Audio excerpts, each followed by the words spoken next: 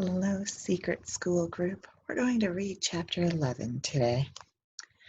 That Friday, because Herbert had been out of school for 3 successive days, Ida decided to visit him. She didn't tell anybody what she was doing, not even Felix. When she drove away from the school that afternoon, she simply turned the car to the right instead of left. The Bixler farm was 2 miles south down the valley. "Brake and clutch," she called to Felix after the short ride. She stopped the car, but kept the motor running. Cranking it up on her own was very hard. "Why are we stopping?" Felix asked. Ida untied the door. "We're at the Bixler farm," she announced. "What are we doing here?" Felix wanted to know as he squirmed out from under the dashboard. "I wanted to see if Herbert is all right," Ida said as she stepped down. "Is something the matter with him?" "I don't know. Thought I'd better find out why he's not been at school. You wait here." The road where she parked ran along a slight bluff. The Bixler farm was below her, cradled by a curve in the road. While Ida didn't exactly know how big the place was, she knew a poor farm when she saw it.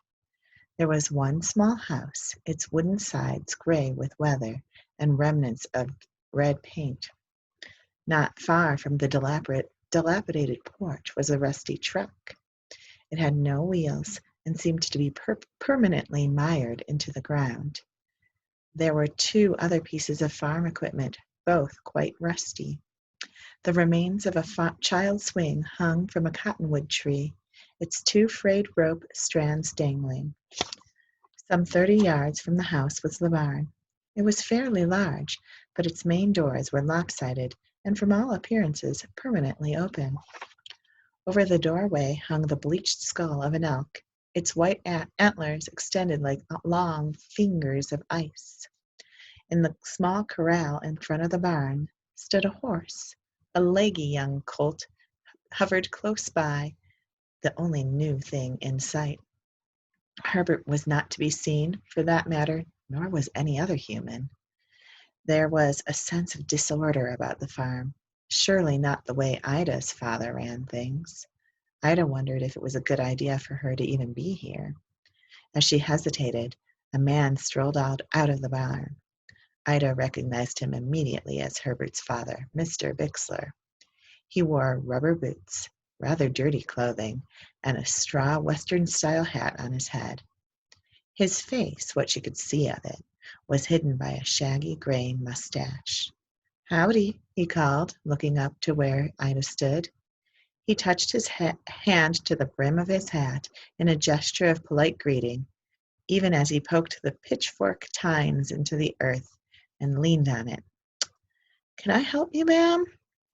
"I'm Ida Bidson," Ida called down. "I'm Herbert's classmate."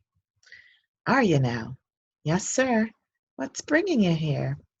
"His teacher wanted to know if he was all right." "Did she?" "I'm sure I told Miss Fletcher it wasn't none of her business where my boy is, that she wasn't to come asking for him no more." "She didn't ask you to come here, did she?" Shocked by Mr. Bixler's words, Ida stammered, "No, not really." "Then what are you doing here?" Ida didn't know what to say. "Aren't you a bit young to come a-courtin'?" he asked dryly. Ida blushed. "No, I'm actually his teacher," she blurted out, only to instantly regret her words. Momentarily, Mr. Bixler glanced toward the barn. Then he looked back at Ida. "What happened to Miss Fletcher?" he asked her. "She left," Ida said, wishing she'd never come. "Did she?" "Her mother got ill," Ida said. Now dimly she saw Herbert standing in the interior of the barn. Hidden by shadows, he stood motionless. "Just how old are you, anyway?" Mr. Bixler asked. 14. "I see," Mr. Bixler said with care. There was no anger in his voice, just a dry tone that was burdened with a sad and weary weight. "You Noah Bidson's daughter?" he asked. "Yes, sir." "And you're playing at teacher, are you?" "We're not playing, Mr. Bixler," Ida said with growing frustration. We're trying to do things properly. And since I am his teacher, I was wondering about Herbert. He hasn't been to school lately. We missed him." "That right. Look here, Miss Ida. As I told Miss Fletcher, Herbert is sorely needed around here. Schooling, I'm afraid, comes second to this farm, especially now that I hear it's just a play school." "Mr. Bixler, it's not." Ida started to protest. "Excuse my interruption, miss, but did you get the school board's approval for what you're doing?" I Miss Ida, the truth is, schooling just doesn't have much to do with what's here." Mr. Bixler again touched his hat with his hand. "So I'd be much obliged if this was your last visit. Otherwise, I just might have to visit Mr. Jordan and let him know what's going on." Without another word, he turned and headed for the barn. Ida was certain she saw Herbert dive away back into the barn's interior. For a moment she stood there, angry at Mr. Bixler, but angrier still at herself. Had she given everything away? Worried, she ran back to the car and all but jumped into the seat. "What's the matter?" Felix asked. "Nothing." Ida snapped. "Let's get home. Chores are waiting." As she drove, she went over what had been said, getting more and more worried. Then, 3 miles from their home, she called out, "Brake! Clutch!" Abruptly, she swung the car down a side road. "Where are we going now?" "Gotta see Tom." "Why?" "I need to speak to him." They reached Tom's house in moments. The Coles, like the Bidsons, were sheep farmers, and fairly successful ones. Where everything was shabby about the Bixler farm, the Cole farm was neat and spruce. Beneath the soft shadows of Sand Mountain, buildings, fences, and machinery were all in good order. Ida came to a jerky stop in front of the main house, where there was a long open porch. Mary was on the front steps playing with 3 dolls. Tom was hunched over a table.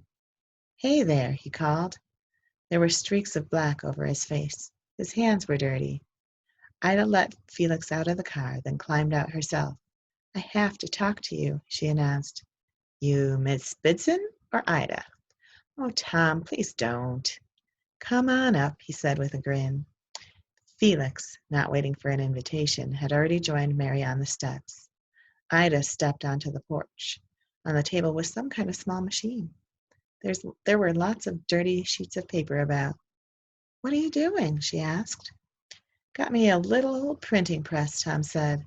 "My dad found it in the junk shop at town. I made myself ink out of old crankcase oil and solvent.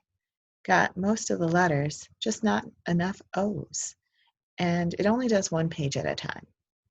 "What are you printing?" Ida asked. "Circular about a church supper?" "But what is it? You look all ragged." "Tom," Ida said, "I just went to Herbert's place. Wanted to find out why he wasn't at school. His father keeps him close."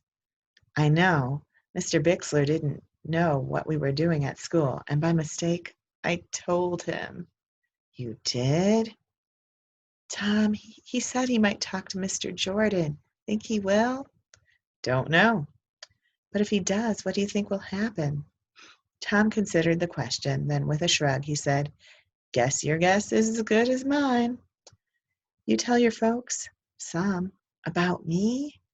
"Well, yes. What did they say?" Tom grinned. "Said they always figured you as smart." Ida felt pleased but embarrassed. "Well, I'm really worried. Just hope I didn't ruin everything." "Can't imagine you ruining everything." Suddenly, feeling shy, Ida turned and stepped off the porch. "Come on, Felix," she said brusquely. "We've got work at home." Tom followed them to the car. "Thanks for coming by," he said. "I'm sorry I can't stay," she said. "Pretty busy," Tom said. "I guess I am." Tom bent over the crank. Felix got in, then Ida. "Tom," Ida called. Tom stood up. "Your farm? Ours?" Ida said. "They're so different than Herbert's. His was sad." Finding it difficult to say what she felt, she gripped the steering wheel hard. "Why do you think that has to be?" "Don't know. Luck, maybe. My old man says it's a different way of working. Maybe we'll learn all about that in high school."